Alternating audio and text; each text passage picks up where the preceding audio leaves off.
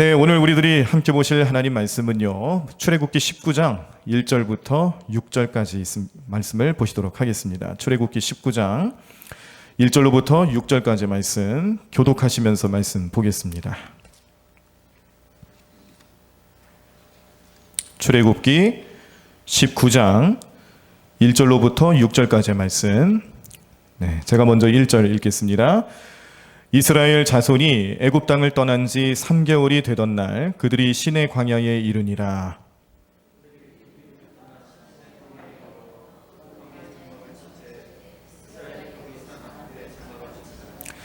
모세가 하나님 앞에 올라가니 여호와께서 산에서 그를 불러 말씀하시되 너는 이같이 야곱의 집에 말하고 이스라엘 자손들에게 말하라.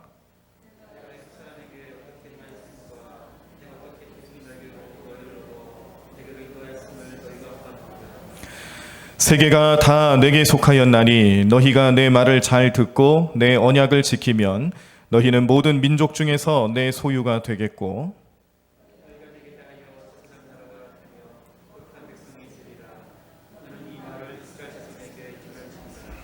아멘.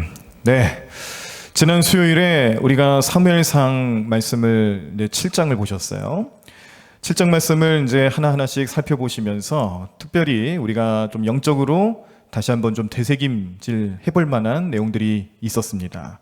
그 내용이 언약의 갱신에 관한 내용인데, 이 언약의 갱신에 관한 내용이 사무엘이 주관이 되어서 모였던 미스바 성회, 그리고 그 미스바 성회에서 나타났던 하나님의 놀라운 기적과 역사, 그것을 감사하는 마음으로 그 지명을 에벤에셀, 여기까지 도우셨다라는 뜻으로 에벤에셀이라고 명하면서 이스라엘 백성들이 이제 하나님과의 관계를 회복시키는, 회개하고 돌아오는 그런 뜻깊은 시간들을 그 미스바 성회를 통해서 갖게 되었는데, 이때 이 미스바 성회의 주제가 바로 언약의 갱신이었습니다.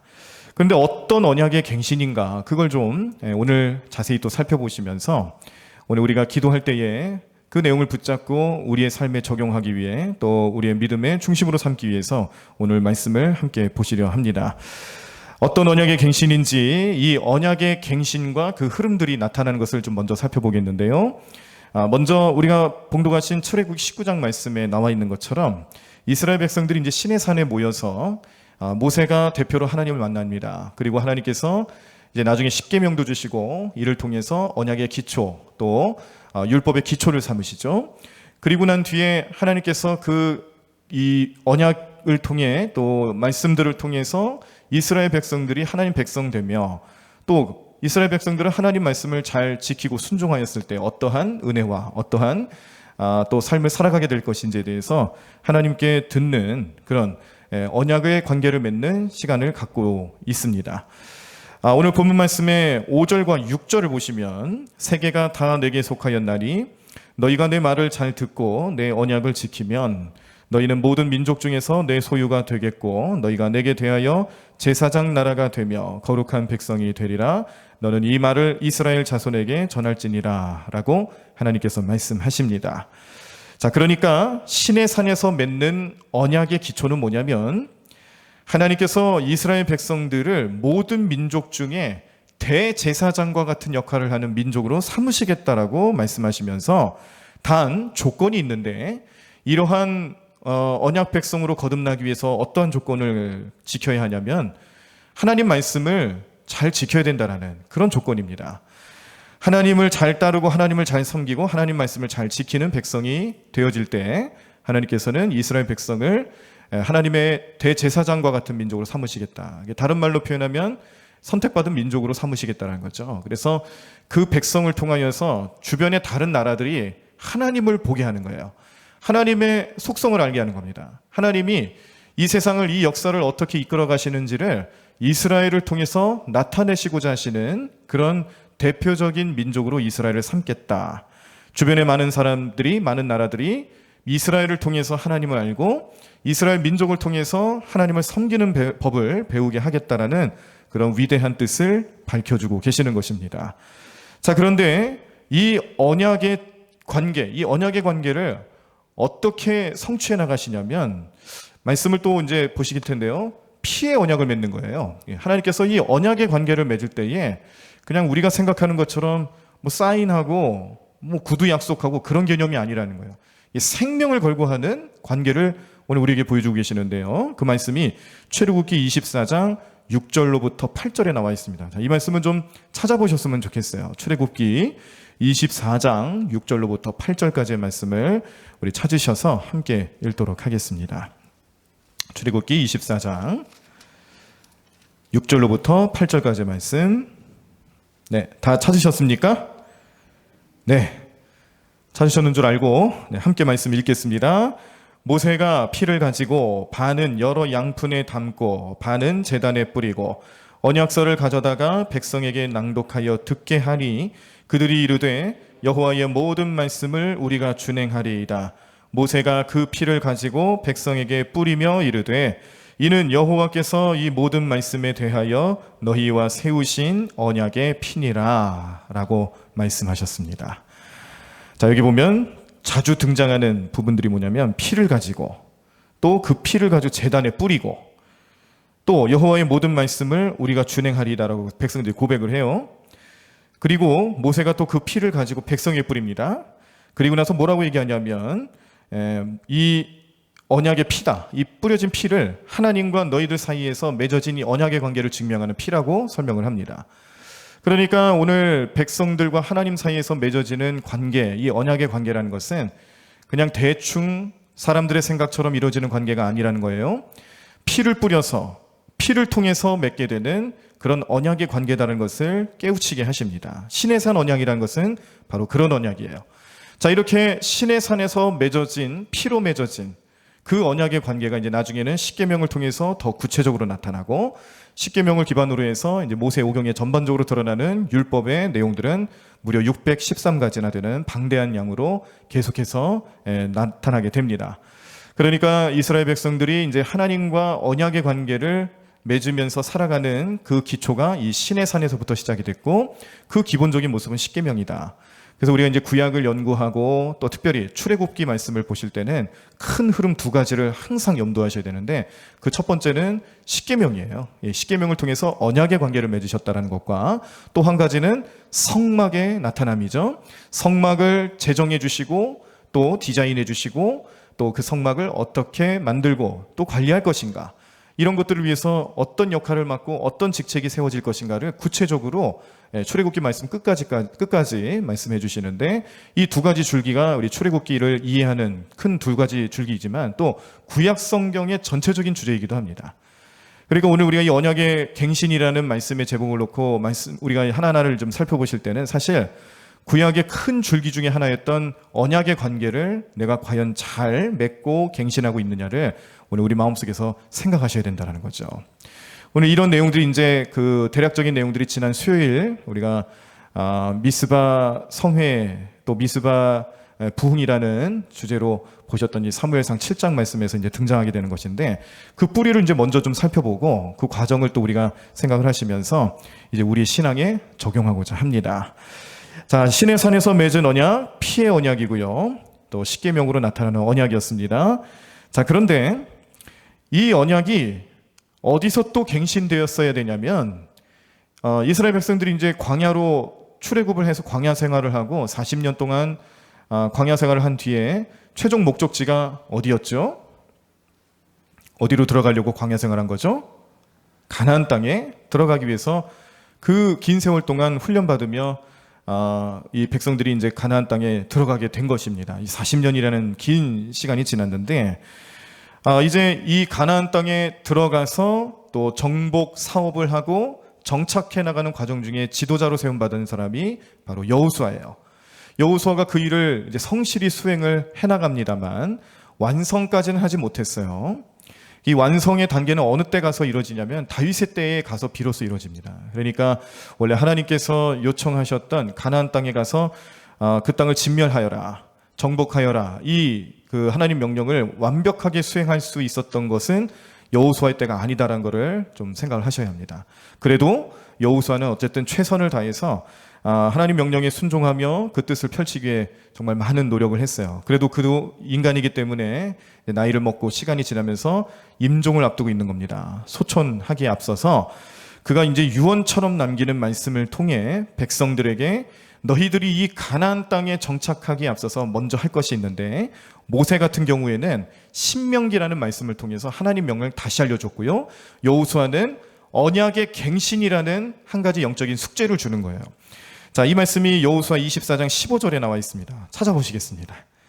여호수아 24장 15절 말씀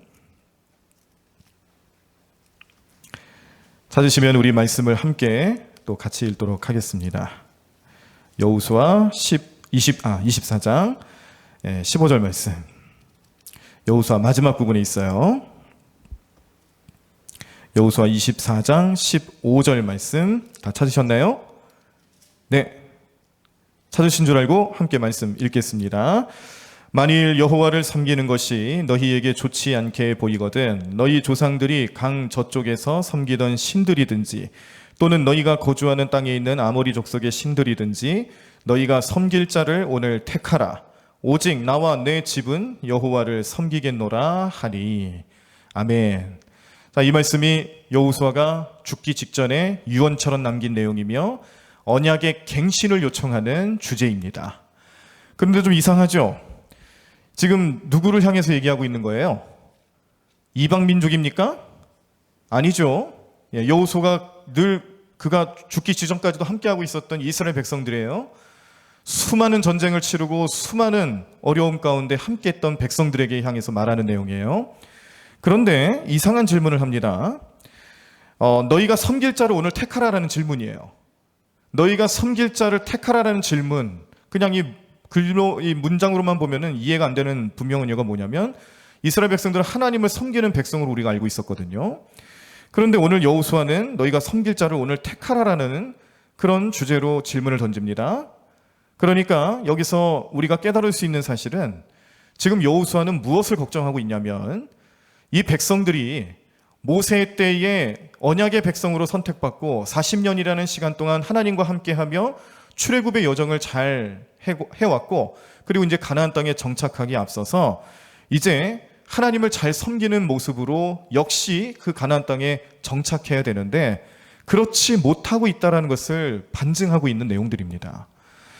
가나안 땅을 정복해 나가는 과정 중에 진멸전을 펼쳐야 되는 분명한 이유는 그 나라에 존재하고 있었던 온갖 우상 숭배의 문제들을 함께 처리하기 위해서 하나님 명령하신 것이었는데, 아까 말씀드린 것처럼 여호수아가 그걸 다 못했어요. 아직 남아있다라는 거죠. 그 남아있는 영적인 어려움들을 해결하지 못하니까 앞으로 백성들의 삶에도 그 영향력을 받고 있는, 그 영향력을 받을 수밖에 없는 그런 처지에 놓였다는 것을 깨닫게 하는 질문이죠. 그래서 누구를 택할 것이냐, 오직 나와 내 집은 여호와를 섬기겠노라라고 여호수아가 먼저 하나님을 섬길 것을, 하나님만을 섬길 것을, 또 하나님만을 예배할 것을 확고하게 말해주는 이유는 백성들의 마음에 확실한 답을 얻기를 위한, 그것이 언약의 갱신의 과정이라는 것을 나타내주는 말씀의 내용입니다. 이처럼 이제 여호수아가 가나안 정복을 마칠 때쯤에서 유언처럼 남긴 이 말 때문에 이스라엘 백성들은 하나님과의 관계를 다시 한번 생각하고, 그들이 단순히 그냥 이전까지도 하나님 백성이었는데 우리가 앞으로 무슨 일이 생기겠느냐, 이런 마음 가지고 살아가서 안 된다는 것, 분명한 갱신과 분명한 고백이 있어야 된다는 것을 깨닫게 하는 말씀인데, 자, 이렇게 백성들이 언약의 갱신을 요청하는 여호수아의 질문들에 대해서 다음과 같이 대답을 합니다. 24장의 16절을 보면, 백성이 대답하여 이르되 우리가 결단코 여호와를 버리고 다른 신들을 섬기기를 하지 아니하오리니 라고 대답했어요. 자, 좀 더 나가면 21절에 백성이 여호수아에게 말하되 아니니이다, 우리가 여호와를 섬기겠나이다 하는지라 라고 대답합니다. 좀 더 나가면 24절에 백성이 여호수아에게 말하되 우리 하나님 여호와를 우리가 섬기고 그의 목소리를 우리가 청종하리이다 하는지라 라고 분명히 대답을 하는데, 3번 대답합니다. 성경에서 3이라는 숫자는 완전수죠. 이렇게 대답을 3번 했다는 것은 완전히 그 뜻에 순종하겠다라는 마음의 표현이기도 해요. 그런데 백성들의 모습이 이렇게 하나님 앞에 언약의 갱신하겠다는, 언약의 갱신을 잘하겠다라는 삶의 고백을 했음에도 불구하고 이제 사사기로 넘어가면, 여호수아 다음에 사사기가 나오잖아요. 사사의 시대로 넘어가면 이 백성들의 결과는 어떤 식으로 나타나게 되냐면요, 사사기 21장 25절에 그때에 이스라엘의 왕이 없으므로 사람이 각기 자기의 소견에 옳은 대로 행하였다라는 또 당연한 결과처럼 나타나게 되는 모습이 백성들은 결국 하나님 앞에 거짓말한 것밖에 되지 않는 이런 어리석은 모습을 나타냈다는 것을 사사기 말씀을 통해서 또 깨닫게 됩니다. 하나님이 왕이신데요, 왕이 없대요. 백성들의 마음속에 분명히 하나님 왕이신데 왕이 없다라고 얘기하면서 그렇기 때문에 내 마음대로 살겠습니다라고 변명하는 이 사사기 시대를 살아가고 있는 백성들의 모습을 볼 때 여호수아를 통해서 언약의 갱신이 잘 이루어졌습니까? 그렇지 못했습니까? 그렇지 못했다라는 거죠. 하나님께서 뜻하시는 바를 또 여호수아를 통해서 나타내신 바를 백성들이 이해는 했지만 순종하지 못했다는 거예요. 말씀을 듣긴 들었지만 열매로 나타내지는 못했다는 것을 깨닫게 되는 말씀입니다. 자, 그리고 나서 룻기로 넘어갑니다. 룻기 역시 사사기의 시대를 배경으로 삼는 이야기인데요. 거기에 룻기 1장 3절에서 5절 말씀을 보면 이제 나오미라는 여인의 삶에 대해서 간략히 소개를 하는데 어떤 식으로 말씀하냐면, 나오미의 남편 엘리멜렉이 죽고 나오미와 그의 두 아들이 남았으며 그들은 모압 여자 중에서 그들의 아내를 맞이하였는데 하나의 이름은 오르바요 하나의 이름은 룻이더라. 그들이 거기에 거주한 지 10년쯤에 말론과 기럨 두 사람이 다 죽고 그 여인은 두 아들과 남편의 뒤에 남았더라 라고 말씀하고 있습니다. 이게 우리가 이제 사무엘상 서론에 해당되는 부분을 보셨을 때 한번 등장했었어요. 시대상을 반영하는 거라고 제가 설명을 드렸습니다. 어떤 시대예요?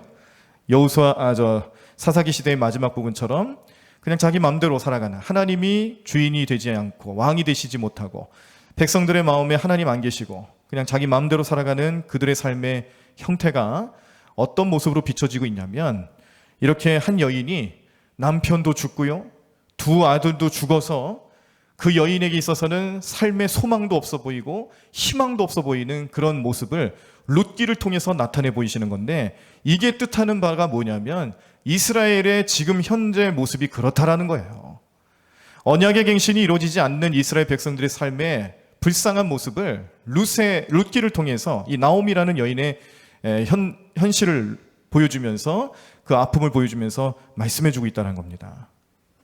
그래서 이제 이 언약의 갱신을 위해서 사무엘서의 서론에도 이 사사의 시대를 그대로 나타내주기 시작을 하는데, 그때 제사장이었던 이 엘리 제사장이 나이가 들어서 이제 눈이 어두워졌다. 이 모습도 이 나오미의 현실과 똑같은 모습을 나타내주는 거죠.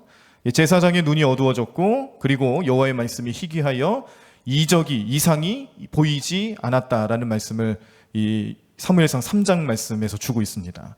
그 시대상을 또 보여주는 거예요.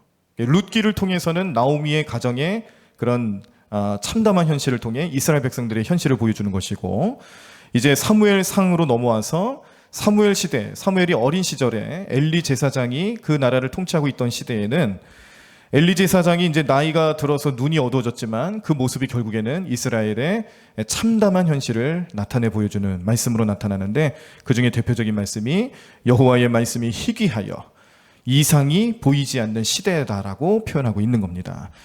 언약이 갱신되지 않는 시대를 살아가는 사람들의 삶의 모습을 보여주는 내용이죠. 자, 그래서 이 언약의 갱신이 더 이상 진행되지 않았을 때 나타나는 결과를 사무엘이 잘 알고, 사무엘은 이 7장 말씀에서 이제 미스바 성회를 여는 이유가 하나님과 하나님 백성 사이에서 그냥 말로만 하나님 백성이 되는 게 아니고요, 정말 하나님 백성이 되기 위해서 뭔가 나타나야 될 중요한 사건이 필요했던 겁니다. 그게 미스바 성회였고요. 미스바 성회에서는 회개와 또 우상을 이제 철폐하고 오로지 하나님만 섬기겠다라는 뜻을 밝히는 성회입니다. 그런 집회였어요. 어디서 많이 들어봤죠? 아까 여호수아가 이스라엘 백성들에게 언약의 갱신을 요구할 때에 백성들이 했던 말, 3번이나 반복해서 했던 말이 이루어지지 않으니까 이제 이 미스바 성회에서 백성들이 다시 한번 하는 거예요. 그때 언약의 갱신이 이루어지고 있다는 것을 깨닫게 되는 겁니다. 자, 이 말씀을 좀 찾아보시겠습니다. 사무엘상 7장 3절에서 6절 말씀. 사무엘상 7장 3절에서 6절 말씀. 네, 다 찾으셨나요?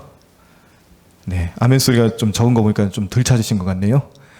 네, 다 찾으셨습니까? 예. 자, 우리 함께 3절부터 6절까지의 말씀을 우리 한 목소리로 같이 읽겠습니다. 사무엘이 이스라엘 온 족속에게 말하여 이르되 만일 너희가 전심으로 여호와께 돌아오려거든 이방신들과 아스다롯을 너희 중에서 제거하고 너희 마음을 여호와께로 향하여 그만을 섬기라. 그리하면 너희를 블레셋 사람의 손에서 건져내시리라. 이에 이스라엘이 자손이 바알들과 아스다롯을 제거하고 여호와만 섬기니라. 사무엘이 이르되 온 이스라엘은 미스바로 모이라. 내가 너희를 위하여 여호와께 기도하리라 하매 그들이 미스바에 모여 물을 길어 여호와 앞에 붓고 그날 종일 금식하고 거기에서 이르되 우리가 여호와께 범죄하였나이다 하니라. 사무엘이 미스바에서 이스라엘 자손을 다스리니라. 아멘. 네, 지금 읽어보신 내용 가만히 보시니까 무슨 내용이에요? 이제 사무엘이 백성들을 불러 모아놓고 언약의 갱신을 요구하는데 그게 우상을 다 제거하라는 거죠. 그랬을 때 백성들의 반응이 뭐였냐면 우리가 하나님께 죄 지었습니다라고 회개하는 겁니다. 그 백성들의 삶에 있어서 지금 사무엘 선지자가 바라보는 백성들의 영적인 상태는 그때 우리 수요일에도 설명드렸습니다만 하나님을 섬기기는 섬기는데 바알도 섬기고 아스다롯도 섬기고 있는 이건 뭐 혼합 종교도 아니고 뭐 어느 하나에 빠져 있는 것도 아니고 이것도 아니고 저것도 아닌 그런 삶의 양태를 보여주고 있는 거죠. 그러니까 하나님 백성으로 돌아오라는 거예요.